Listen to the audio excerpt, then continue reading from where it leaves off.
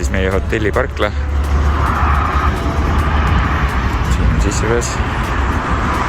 Väga midagi näha ei ole, aga suht soe ilm on. Siin on siis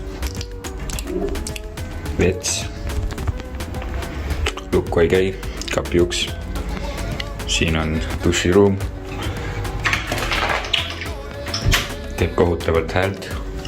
Muidu okei.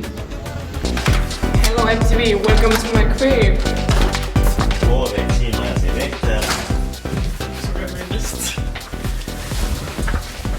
See on kiire olnud, nagu näha. Miks teil on normaalne? Mis see Agadir siis endast kujutab?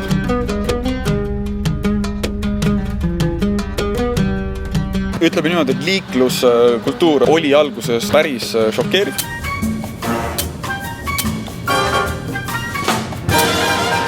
Läks päris hüppas. Me sõidame siit näiteks randa, kus me oleme nüüd paar õhtut aega veetnud 18 minutit ja ma arvan, et sinna vahepeale jääb ikka räigelt ringtäid. Mingeid ridu või radasid seal ei ole. Põhimõtteliselt liikluseeskiri kõige suurem reegel on see, et kes on julgem, sellel on eesõigus eeslid, kiirteedel, vankritega. Hobused samamoodi, täiesti tavaline. Pluss hullult palju kasse, hotellis ka 3-4 kassi kogu aeg nii-öelda valvavad meid. Sööme hommikus, nad on ikka seal, igal pool on need kassid. Liikluses samamoodi koos koortega. Kas ta läheb liiklema või? Tundub küll, ei ta vaatab, et autosid ei tule. Esimesel päeval saime oma telgikoha kätte, kus siis kui auto jõuab, hakkab kogu töö pihta. Väga tore on olla kohal ja näha, et ka teised tiimid on kohal. Et ootame oma autot ka. Insenerid on ka juba tegelenud selle skrutiga. No lihtsasti öeldes see on nagu tehnoülevaatus, aga mitte üldse selline nagu Eestis on. Päris ei ole see, et Jevgeni vaatab, et pidurituled ei põle, annab 20 € ja siis järsku põlevad. Kõigepealt me valmistame ette kõikide oma autoosade kohta dokumendid, paneme ilusti datasheetid, siis näiteks kui on solar panels, siis nende layout'i peab sinna panema, et kohtunikud saaks need üle vaadata ja siis vaadatakse ka auto füüsiliselt üle. Mul on selge veits haige.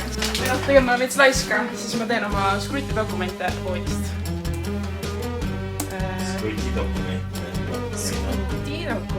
Kõik peab väga korralikult olema tehtud ja eks see praegu ole ka hea nii-öelda proovikivi Austraalia jaoks, et saamegi teada täpselt, kuidas see skrutt nagu sellel võistlusel töötab, kuidas meie dokumendid, kas need on nagu piisavalt head.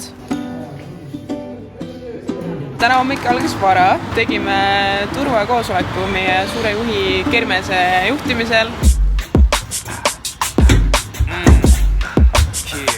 Me rääkisime ka sellest, et kuidas ohtlikke jäätmeid käidelda, et me ei jätaks neid siia loodusesse, et me viiksime need kõik koos ilusti ära, et me jätaksime selle looduse sama puhtaks, kui ta enne oli. Mina sain tegelikult aru, et see autoga sõitmine võib olla ohtlik, sest seal on akud, mis võivad minna põlema. Õnneks see aku põlema minek. Me loodame, et seda ei juhtu. Ma olen ülipaljusid inimesi näinud hoopis teisest vaatepunktist. Ma olen nendega varem suhelnud tööalaselt, aga kui ma nüüd autoga koos sõidan, siis ma kuulen näiteks, mis nende muusikamaitse on, et üldse ei oota.